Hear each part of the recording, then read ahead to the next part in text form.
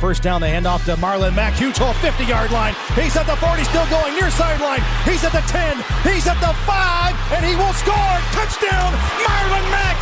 Touchdown, INDY.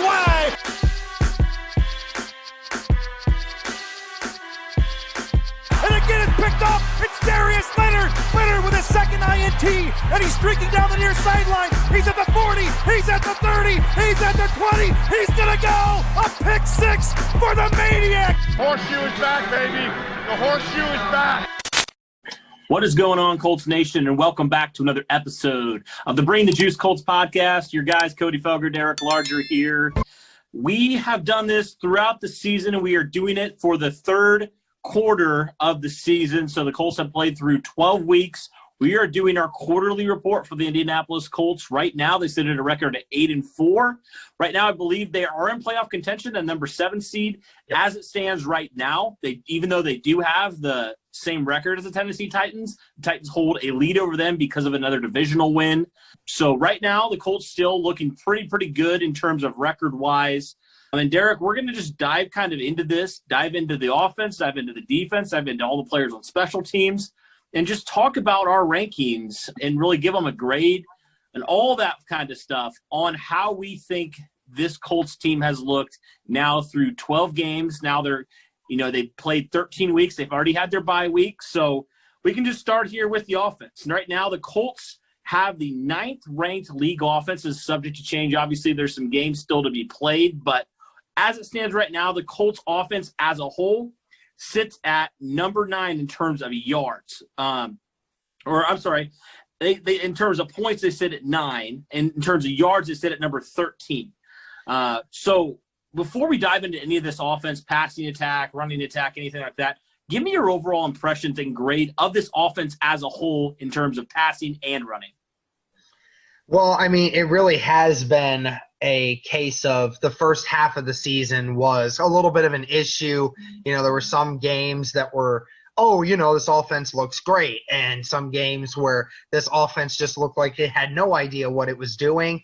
And, over the last couple weeks, the offense has really been, while it's still remained a little bit inconsistent, it seems to be taking on a different toll now, where it seems like it's been able to make some more plays. So as a whole, I mean, what do I expect from them? I wish that, as a whole, I think this offense has still been a little bit underwhelming to me, specifically just because, the run game has not been what it once was. Jonathan Taylor's been figuring it out a little bit. Yeah, that's been great, but, it's still not been what we've thought we could be. And, Hines has not really done a whole lot in the run game. Wilkins has had a couple decent games, but nothing spectacular. So, the running attack has just been And, with the receiving, again, we've had injuries. It's been played its toll. Michael Pittman being gone for a month due to that leg syndrome that he had. Paris Campbell being out week 2. T.Y. Hilton missing a couple games.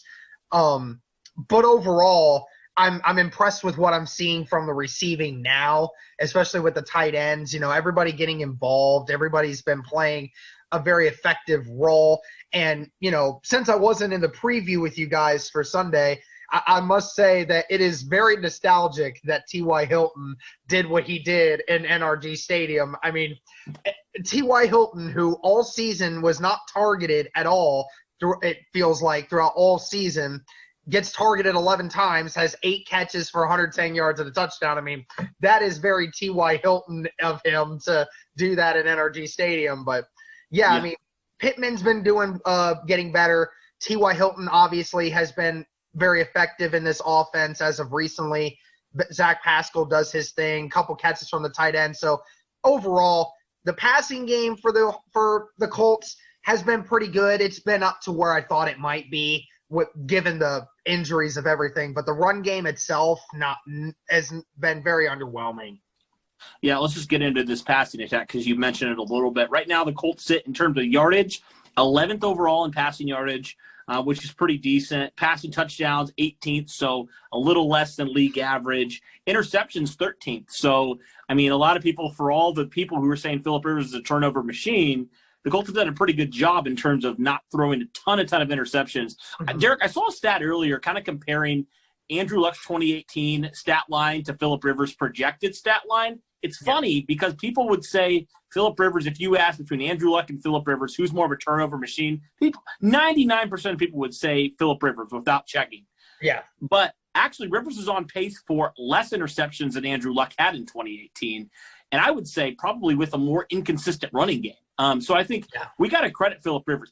We had so many people in our comments saying, you guys haven't credited Phillip Rivers, and, maybe we haven't. Doesn't mean we don't think he's done well. I honestly would say, Derek, he has done better than I thought he would. I mean, we knew what we were getting with Phillip Rivers, but I would say he's kind of exceeded my expectations right now. And I'll just pull up his stat line real fast. So in 12 games, he's completing a little over 68% of his passes, 3,263 yards, 18 touchdowns, 9 interceptions, 96 quarterback rating.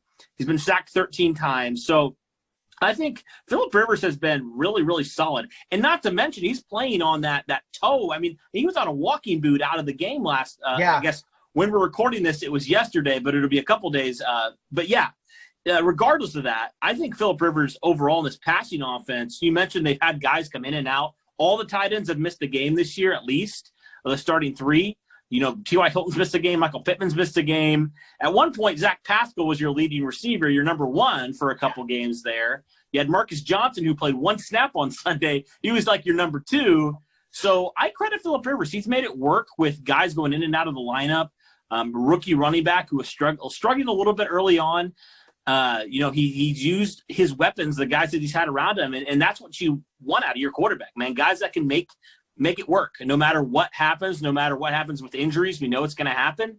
Overall, I've been really impressed with Phillip Rivers and what he's done, especially of recently. Yeah, and you're absolutely correct in that, maybe it's just because you're right. We don't often say Phillip Rivers has been outstanding, man. I mean, it's like, maybe it's just because you and I haven't, mentioned Phillip Rivers and being what we thought he would be. Maybe that's why people think we don't give Rivers enough credit, because we don't specifically say it, even though while we both think that, he's been solid all year, and he's getting even better now. But it's weird because, like we've been saying, over the last couple of weeks, he's been getting better and better and better. And like you said, the two big things, the offensive line has seen drastic turnover this year. Ryan Kelly's missed a game. He was potentially going to miss the other one in Detroit, but came back last second. Braden Smith had to miss a game last second due to that thumb. And Costanzo's missed several games this year. So Phillip Rivers has had to deal with some offensive line issues as well, and yet has only been sacked 13 times. That's still one of the league's fewest. And like you said, that toe, he's freaking in a walking boot as soon as he gets off the field, not even before he gets off the field after the game. And he's still going out there completing 75% of his passes and throwing touchdowns with no interceptions. I mean, this guy has been playing very, very well over the last 6 weeks and counting.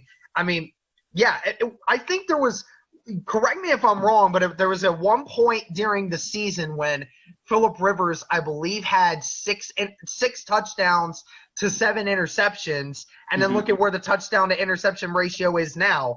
You said 18-9, so he's had 12 touchdowns to 2 interceptions over these last 4 or 5 games, and not to mention the fact one of those interceptions was not his fault. It just got batted at the line of scrimmage, hung in the air forever, and then it just landed in one of the defensive linemen's hands. So Phillip Rivers has been outstanding. And, the NFL has shown you time and time again that you can win and win a lot of games with a very good defense, which the Colts obviously have, and then a solid quarterback, which I would actually say Phillip Rivers has been a little more than solid. I'd say he's been above average, just slightly above average for me specifically when you look at the numbers. People talk about Andrew Luck's numbers in 2018. You're right. He's on pace for about the same amount of yardage, a few less interceptions, but also the touchdown numbers are drastically different there. Yeah. That's the only difference here in this whole thing was Andrew Luck is going to probably blow Phillip Rivers out in touchdowns. that was the only difference. But outside of that, yeah, I mean, Phillip Rivers has certainly been spectacular so far. Yeah, and also, you think about, Phillip Rivers has been able to spread the ball around a lot, right, which obviously we know he loves to do. But also, looking at the points per game, the Colts are actually just about on par with where they were in 2018. So just because the touchdown numbers aren't there doesn't necessarily mean Phillip Rivers is playing worse, if that makes sense. Like, he's handing the ball off more. He's doing more things. Maybe he doesn't get credit for the touchdown pass, but, like, the offense is still moving. They're still doing stuff. So I've been impressed with him. If you had to give a grade to this passing offense, what grade would you give it? I'd probably give it a B minus, right about where I would be, because, with anything higher than a B for me is just not it. This offense certainly can move very effectively. It's done a really good job of spreading it out, making sure that, more people are touching the ball, right? In games like what Phillip Rivers has had recently, 9, 10, 11 different guys catching the ball, right? Andrew Luck didn't have a ton of that. He didn't have a bunch of the games where almost a dozen people were catching the ball. That's not what Luck did. But, and it's because of that I give them a B minus, because Phillip Rivers has been able to give it to so many different people. It's been hard to game plan. But at the same time, it's only a B minus because – the receivers are still having an issue with, the drops on occasion. There's really not a guy that has really stepped up and been that number one, that true number one. I mean, one game it's Pittman, one game it's T.Y., one game it's Zach. And one game it's Marcus Johnson. We don't know at this point. One game it's Hines. I mean, there's so many different guys, and hell, in the Minnesota game, it was Mo Alley Cox. So, I mean, it's all over the place. They just haven't really established a dominance there yet. I think that's the reason I give it a B minus, because it's been effective. It's just not been over the top by any means. See, that's why I would give it a little higher. I'd give it probably 85%, so a solid B. Because, like you mentioned, there's so many ways that you can attack that. Like, as an offense, you can attack a defense. It can be Nyheim Hines one game, Mo Alley Cox another, T.Y. Hilton. Like, there's so many ways you can do that. And I've really liked what I've seen. I think they've really started to pick it up in a lot of ways, and I've really liked what I've seen. I mean, Phillip Rivers is on track to have a really solid season, and I'm really, really happy with what he's done considering the circumstances. And I think it just gives me more confidence that he's getting better now in this passing offense.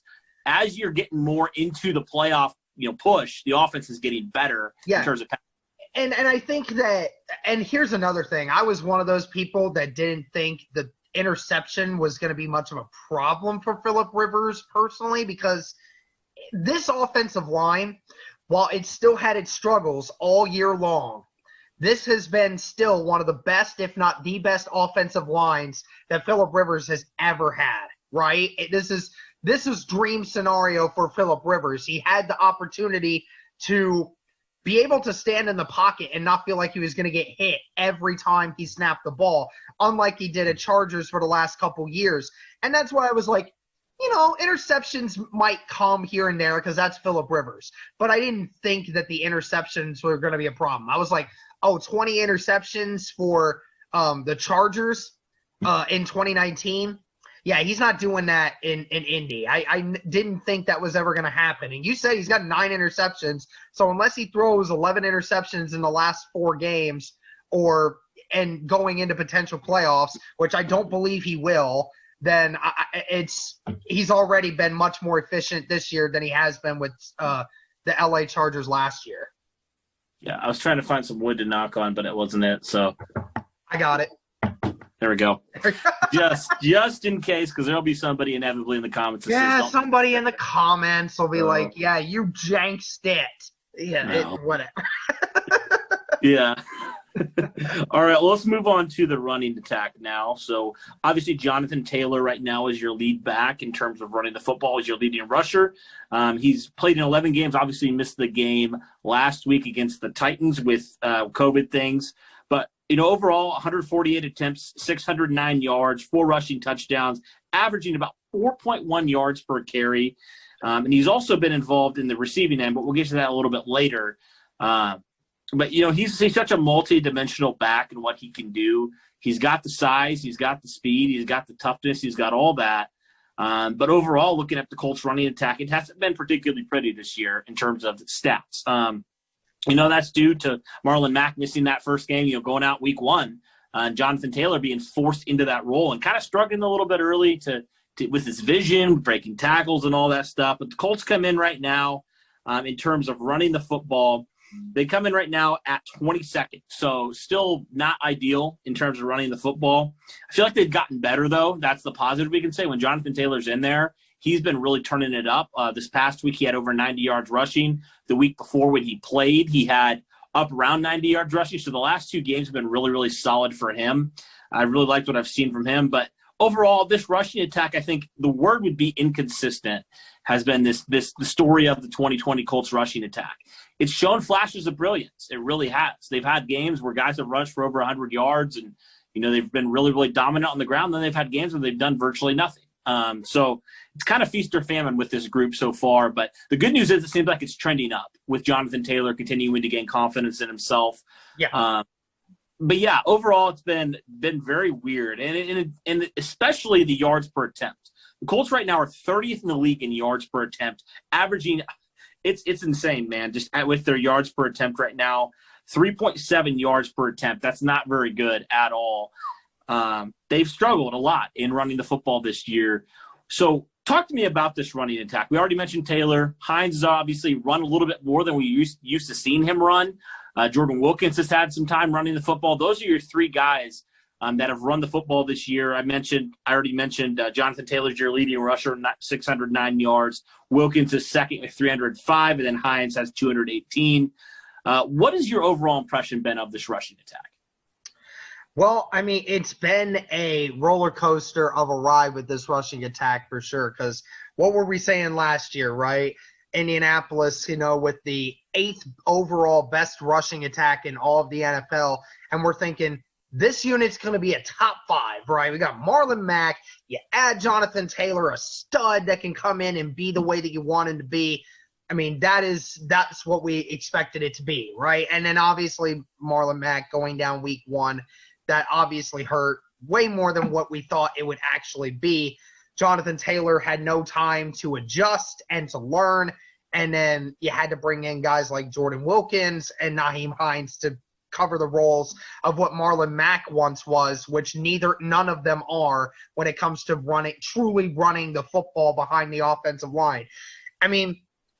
Frank Reich said after we kind of talked about it. I don't know if you and Michael talked about it in the recap game or not, a recap video or not, but on that 4th and 1 where the Colts got stuffed, and Frank Reich was asked about that, and coach said, any one of our running backs right there would have gotten stuffed. See, now, I don't think he was trying to shift blame away from him to the players. I don't think that's what he was trying to do. I think he's right. I think that either way, whoever you had at running back right there would have gotten stuffed. And then that brings me back to 2 things. One, why did you call it? Why did you think it was a good call to make to have your tight end pull and try and block the defensive tackle when you're trying to run it up the middle? Like, that just made no sense to me. And second, why you had Hines in there. I understand that, there are certain times in the games when Jonathan needs a rest. I get it. Or when you think there's a mismatch. I get it. But Frank Reich saying that I truly believe that any 3 of our running backs can make any kind of run at any given time. Frank, that's not how this works, dude. You should know that better than anyone. The 235-pound monster who's been running behind that offensive line all game long and running people over is obviously the better decision on a 1-yard gain, especially on 4th down, than the 185-pound return man. Like, we know which one's better. We know which one should be in for that moment. It's like you can have confidence in your guys. I love it that they do. And Coach Reich obviously was really good on fourth down all season long. The Colts have been one of the best teams in the league and converting fourth downs, but in that situation, man, don't do that. Don't run it up the middle when you got a tight end pulling to block somebody on the inside. Run it to your right. Get him outside towards the tackles. Get him toward Braden Smith and Mark Lewinsky. Put Jonathan Taylor out there. Let him do that. It's just – and that's been the issue. It's been the offensive line being inconsistent all year, right? And it's mainly been the left side of the offensive line that's been the issue, right? We had Anthony Costanzo being out several games. And even Anthony Costanzo has not been great. Quentin Nelson, he's been good throughout the year, but he's not been great, like not what we're used to seeing. And Ryan Kelly, all season he's been battling injury, and he just looks like he's not been himself this year, like all year long. So from your center to your left side, it's like you almost have no confidence in being able to run the ball to that side. And that's a big problem. And that's been a lot of the hindrance on why this running attack has not been able to be more. And again, it comes down to all these things. Offensive line not doing well. Coach Reich sometimes putting certain running backs in when they shouldn't be. I'm just going to say it. I think everybody would agree. And and also due to the fact that Jonathan Taylor, up until almost now, hasn't really had the time to learn. That was what Marlon Mack was supposed to provide for Jonathan Taylor this year, and he didn't get it. And now Jonathan Taylor's having to learn as he goes along. And it's great he's learning it now, but, it's almost towards the end of the season. So, it's great that it's here now, but it explains a lot. Yeah, and I think the thing that's frustrating also, to add on to your point, is in that game, Jonathan Taylor at one point, the fourth quarter they started riding him a little bit, but he was doing really well and they were not running the football with him. And that's just been a beef I've had with Reich for a while. Why are you going away from the things that are working? The running the football, we knew coming in. We said it in the game preview. Houston is atrocious at stopping the run. Why don't you run it more? Jonathan Taylor had 13 rushing attempts. It's absolutely 13 pathetic. rushing attempts, right. It's I know Phillip Rivers did amazing in that game, and thankfully he did, but, that's how you wear defenses down. You run the football. And, your best running back at that moment in time only has 13 carries. He should have had at least 20 with the way he was running it. Dude would have had 120, 130 yards if you had ran him 20 times. Yeah. And also Phillip Rivers is hobbled. What? That's the exact time you need to do Yeah, exactly. Also you mentioned the offensive line. There's been a lot of dumb penalties this year. The holding penalties are unbelievable. The Colts right now are first in the league in holding penalties. Well, and also we have to blame some of the receivers there too. It's not just the offensive line. Right. Michael Pittman's had several of them, and that's him being aggressive and him being a rookie. Sometimes he has to learn to not do that. And Zach Pascal's had a few of them too. We've praised Zach Pascal many times on this podcast for being one of the best run-blocking wide receivers out there. When you got wide receivers that are committed to blocking for the run, sometimes you're going to have a few of those. Yeah. I think overall for a grade, I'm going to give them a C. I almost was tempted to go C- because we've seen flashes of really, really good stuff. Yeah, I'll give it a C. It hasn't been, at least recently, it hasn't been a lack of being able to run the football. It's just been a lack of willingness to do so and continue to ride it. So overall, I feel like they're improving. This is a team in terms of running the football that's on the rise, in my opinion. But I'd probably give it a solid C right now. They have 4 more games to really pick it up, and I think they will. I really think they will, and hopefully as Taylor's begun to get more confidence, they're just going to ride him a lot more, especially with Rivers hobbled. So what is your grade, Derek, overall on this Colts rushing attack through 3 quarters of the season? I'm going to give it a C, and that's pushing it. I'm really wanting to give it a C- because, like you said, there have been times where Jonathan Taylor and this offensive line have been able to put it together, and when they put it together, it's looked good. But you're right, just constant holding penalties, just not looking the way that we normally are used to seeing them. Coach Reich sometimes putting them in bad positions to run the football, and just how the lack of execution at times in running the football, it's been average. It's been below average. So I'm surprised I'm giving it a C. I think that's probably just the bias in me, but I'll give it a C just for nostalgia's sake. Yeah. Yeah. All right, let's move on to the defense now. Colts defense overall. They come in right now in terms of points allowed at 10th. In terms of yards, they come in as number 6. So just right outside the top 5 there. The Colts are 7th in terms of forcing turnovers. And we'll just kind of dive in here to the passing attack. Colts right now coming in at 8th. They've had a couple games here where, especially against Green Bay and Deshaun Watson, when you're playing a little bit better quarterbacks, the yardage is going to be up a little bit more, which I think is big. But I think the big thing with the win the other day was the fact that Deshaun Watson had no touchdowns. The Colts only allowed 20 points, 0 points in that second half, which we already talked about in the recap. But so I think yardage a little bit can be kind of misleading in certain ways. Overall right now, the Colts, though, even though they are only 8th in terms of passing yards, they are 3rd in touchdowns allowed from the passing attack, which I think is big, and they're 5th in interceptions. So I think overall in terms of the passing the football, it's been one which we've talked about. DeForest Buckner's impact has been huge on this defensive line and getting pressure after the quarterback. And also just the fact that, the secondary is just so much better than it was last year. They've got Xavier Rhodes, who's been really good. Even with Rocky Yacin's recent struggles. What's that? Xavier Rhodes, best cornerback in football when you look at he's definitely making a case for it. But, even I think the beauty of it with the depth that Ballard's brought in, even though Rocky Yacin's been struggling, and I don't want to say he's been benched, but like his snap numbers have been coming down, especially this last week. Well, how much did he play against Houston? I didn't see that very much. It was him and TJ Carey were right there, like pretty close. So okay. I didn't see him hardly at all in that game. But overall, his snap numbers went down. They really went down in that second half last week against the Titans. But even with his struggles, you have a guy like TJ Carey that can step in and play that number 2 corner really well.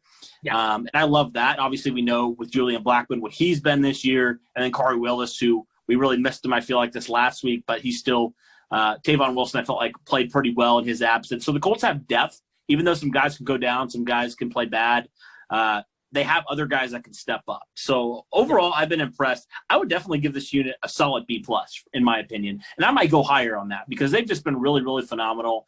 I feel like they've had moments where they haven't been great, like we know week 1 versus Jacksonville, where Gardner Minshew literally completed almost every single pass he threw. Yeah. But overall, I feel like they've been good. And they played some decent quarterbacks, and I felt like they've held them in check. Like they haven't let the quarterbacks go wild. So what is your thoughts, Derek, on this passing attack so far through 3 quarters of the season in terms of defense? I'm going to give it an A-. I'm surprised you're not in there as well. I mean, look, from the difference from what we've seen in years past to what it is right now, and I mean, obviously we've gotten some help from the defensive line, right? The defensive line has helped this secondary be able to do what it is doing right now. But you're right. First off, it begins with the depth. You mentioned it. Rocky Yacin playing terribly. Bringing your second guy in, TJ Carey, comes in, provides that spark that you need, and helps give time for Rocky Yacin to kind of get his win back. Julian Blackmon coming in, just being absolutely solid. It is kind of ironic that throughout a lot of this season, the only person who is in this secondary that is playing, the only 2 people that are in this secondary that have played considerable amount of minutes before this last season were Corey Willis and Kenny Moore. I mean, those are the only 2 guys because Xavier Rhodes comes in, never played in Indy before. Julian Blackmon gets drafted. TJ Carey now has to come in, take all these snaps from, Rocky Yacin, who at the beginning of the year was dealing with injury, and now he's dealing with performance issues. TJ Carey never played in Indy before, but is playing in that role really well. So half of the secondary has not been able to play for Indianapolis outside of this season, and look at what they're still doing.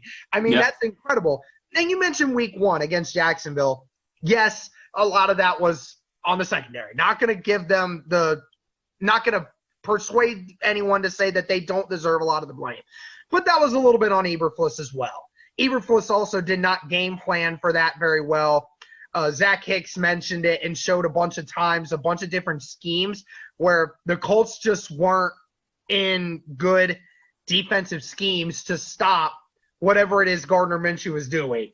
So I would find it hilarious if Jacksonville in Week 17 decided, guys, we're not going to have Lutton out there. We're going to put Gardner Minshew back in because we know that he's our best chance of going up against the Colts. Because apparently, anytime Gardner Minshew's in, apparently we forget how to play defense. I'm kidding, obviously, but yeah, this defense, you mentioned it, top 5 in interceptions, yards per game in passing, top 10 in that. I mean, this team is a top 10 defense in every statistical category. And in returns to the yards per game, yards don't mean a damn thing if they don't result in points. Ultimate issue there. We don't give out awards for yards per game. We give awards for points per game, and how does that affect the score, right? So this team, and especially for what this coverage team is able to do from the first half to the second half, they make adjustments so well and they play so much better in the second half. This whole defense does that, but the secondary does even better with it. I have to give them an A-. Fair enough. I mean, yeah, I'm right there. I'm between a B+ and A-. That's why I said earlier, like, I'm tempted to go higher, but it's right there. It's high B or low A around there, because there have been a few minor things that have come up, but we talked about like getting more consistent pressure has been something, like, and just finishing in terms of getting sacks, I think has been something as well. Yeah. That the Colts need to continue to do, because they've been able to get the pressure. Just actually finishing the play has been a little bit of an issue sometimes, but overall, not much to complain there. Okay, so talking about the rushing attack, the Indianapolis Colts still pretty good in terms of stopping the run. Right now they sit at 6 overall in terms of rushing defense. One thing, though, with the Colts rushing defense, they have allowed 14 rushing touchdowns, which is 22nd in the league right now. So that's potentially a concern. I didn't really think about that, really didn't look at it. But in terms of yards per attempt, the Colts are really good. They're number 4 right now. So what is overall, Derek, your thoughts on this Colts rushing attack? They've had some really good games this year, like really, really good games. They've had a couple games where it's like, if the team would have stuck with the run a little bit more, they might have had some success in terms of yards per game. Like this last week, I felt like if the Texans would have stuck with it a little more, they maybe had some more success. But what has your overall impression been of this Colts rushing defense so far?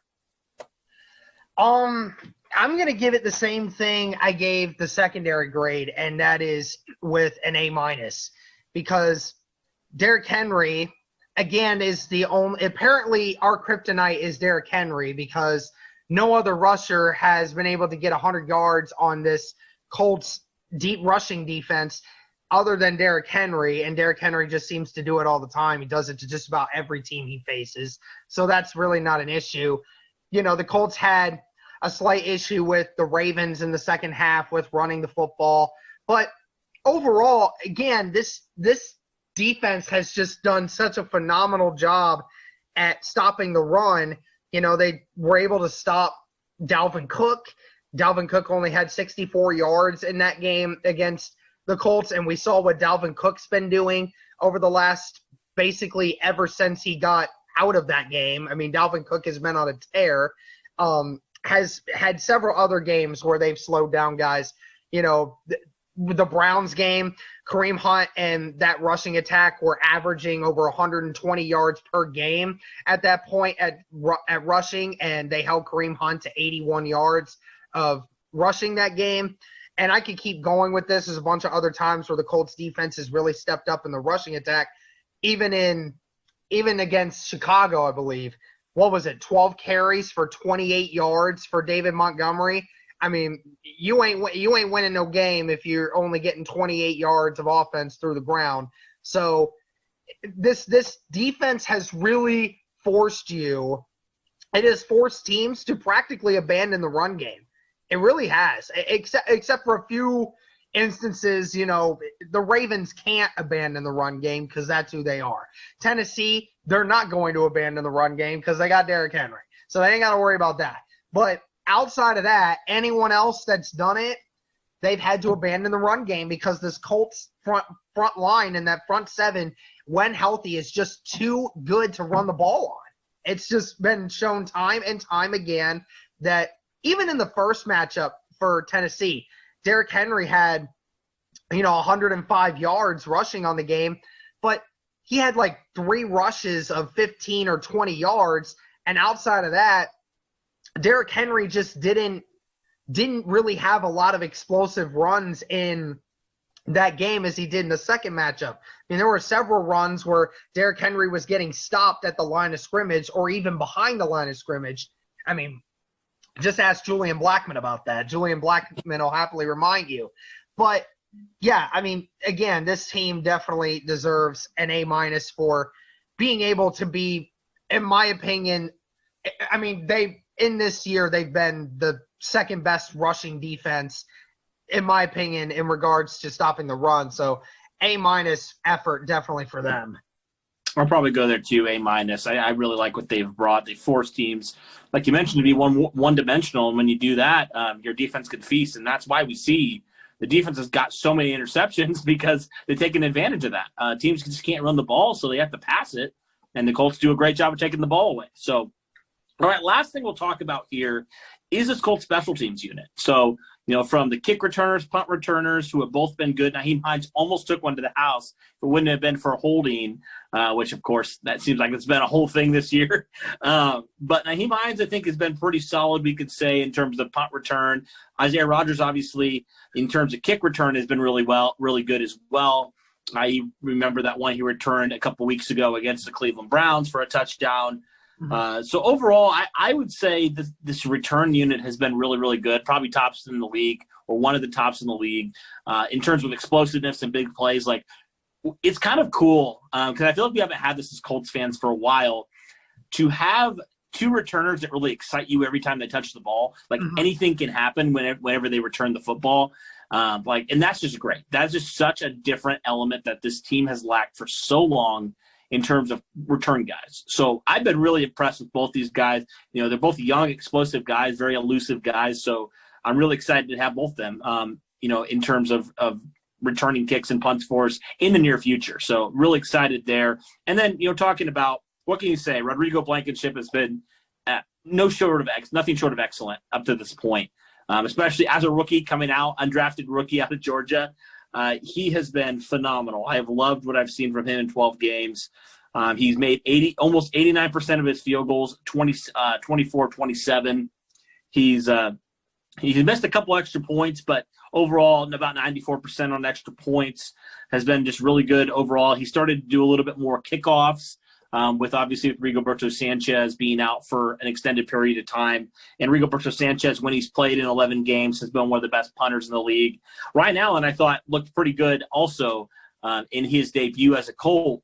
I thought he did a really good job. So overall, I'm not really worried about this special teams unit. I would say from every single player on this unit, we can say how good this Colts defense is. I would say the special teams unit, honestly, could rival this defense and maybe be better than this defense in terms of a unit. What is your overall, and we can't forget to mention before, Luke Rhodes also is a long snapper. Everybody forgets about him, and I've forgotten about him before, but shout out to Luke Rhodes as well. Really no kicking and snapping mishaps this year, to my knowledge, about maybe 1 or 2, but really nothing that really stands out. So credit to him, former linebacker, converted to long snapper a few years ago. But all right, Derek, overall, what has your impression been of this special teams unit, and what grade would you give it here 3/4 away through the season? Oh, it's a solid A. No question about it. And when you talk just about special teams, it's not just also about the return guys and about the kicker and the punter. It's not just about them. It's about the other side of the ball. It's the one that has to create plays off of the other teams on special teams. When we have seen it time and time again this year, when special teams has really saved this team in the long run. Remember, in Tennessee Titans, the Colts were able to block that punt, return it for a touchdown. That was huge. Isaiah Rodgers gets that touchdown against the Cleveland Browns. When all hope started to seem lost, Isaiah Rodgers gave that team a little bit of a kick up, and people started playing better after that. And in Green Bay, you had guys that are you had Rodrigo Blankenship that hit the game winner. and Glasgow in the Chicago Bears game blocked a punt. There's multiple times where, especially on opposing punts, the special teams unit has been really good. And George Odom, that's another name that you haven't mentioned. George Odom, across the entire NFL, has the most tackles on punts and returns altogether. He has the most punts of any person on returns this year with, I believe it's 16. So George Odom is a ball hawking return specialist as well. So, I mean, it's been incredible what this special teams unit has been able to do for us. It's been very solid, compared to 2019 when we were talking about, how special teams was costing us games. This year they've actually been saving us multiple times. So, it's been very great to see, and I love it. I have no problem giving this unit all around on offense or defensive side of special teams. It's been an A all around.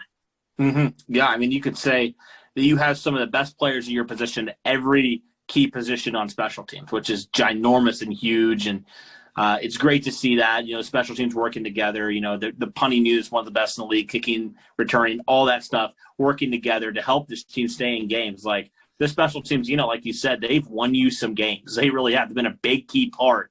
And a lot of people forget, special teams matters. It really does. And we've seen it this year a lot. It's crazy, the tale of two, seasons. Like you said, last year, it was costing them games. Like that week 1 game, it cost them that game. And there was multiple times where it cost them that game. So I've been so impressed. I give them an A as well. All right, so let's move on to the last thing we'll talk about, Derek. Overall, as a team, the 8-4 Indianapolis Colts, in your opinion, deserve a grade of what? Man,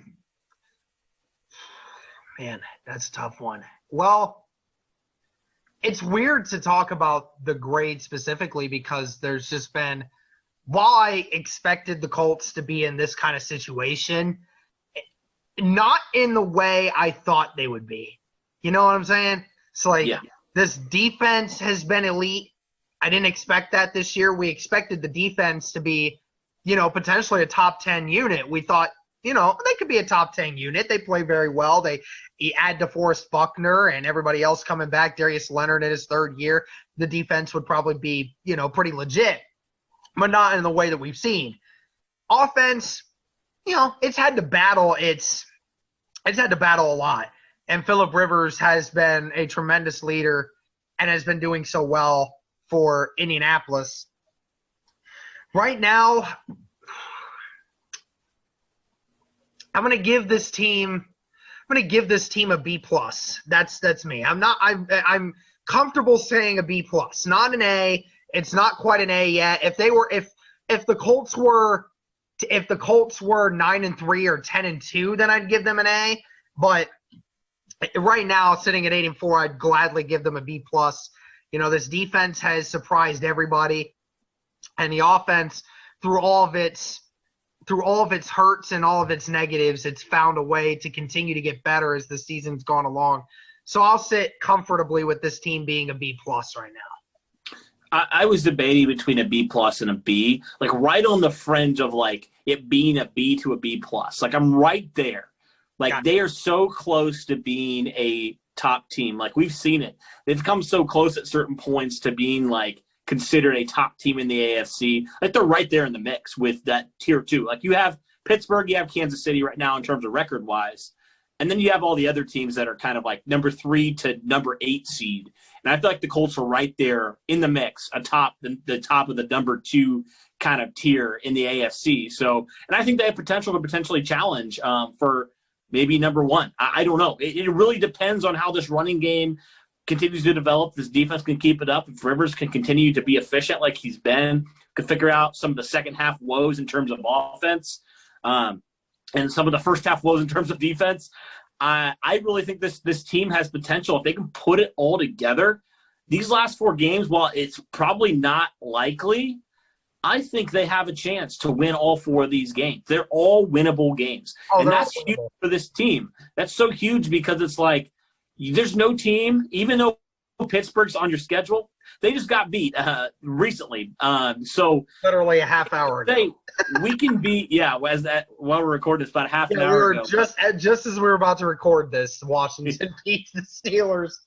Yeah. So, I mean, really, the Colts could beat anybody. I really feel like they can. At their best, they can beat anybody. They can go toe-to-toe with anybody, and that's huge for this team moving forward. A credit to Chris Ballard, Frank Reich, all those guys for the team they've put together that can challenge any team week in and week out. There's just some things they need to continue to work on.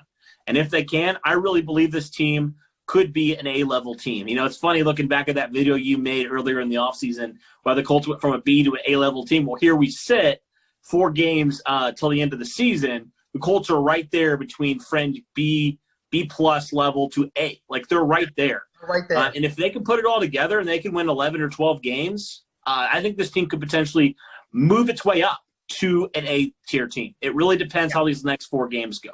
But right now, 8-4, I think a B-plus is right where I'll go as well. All right, guys. Thanks for tuning in. Derek, thanks for doing this. It's a lot of fun. I appreciate you guys. We are also, before we, close this, be sure to enter our giveaway. We're giving away a Colts vintage hat.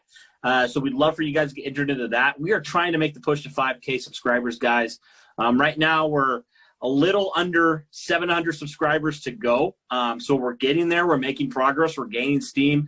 That's our goal. We talked about it earlier, Derek. Our goal is to get to 5,000 by the end of the season. I really think that's possible. I mean, who would have said back in March we'd be here, right? You know, who would have thought that? So we believe in Colts Nation. You guys have been so good to us. So we're going to continue to bring the content, and we're going to trust that you guys will do that. So, all right, that'll do it for this one, guys. Thanks for tuning in, and as always, go Colts.